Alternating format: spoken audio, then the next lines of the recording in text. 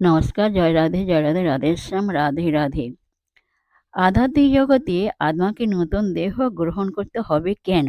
আত্মা নিজেই সচ্চিৎ আনন্দময় কিনা? এর উত্তর হলো, জড়জগতের মধ্যে আধ্যাত্মিক শরীর সত্য এবং আত্মা হলো একটি ছোট চিৎকণা, চুলের অগ্রভাগের 10,000 ভাগের 1 ভাগ।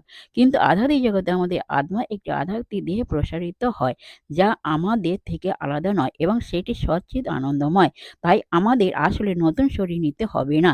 সেখানে আমরা আমাদের আসল স্বরূপে ফিরে আসি। কিন্তু যেহেতু জড়জগৎ স্বাভাবিক অবস্থা নয়, তাই আমরা যখন দেহ ত্যাগ করি তখন আমরা একটি নতুন দেহ গ্রহণ করি, যা সাধারণ জড় জগতের নীতি।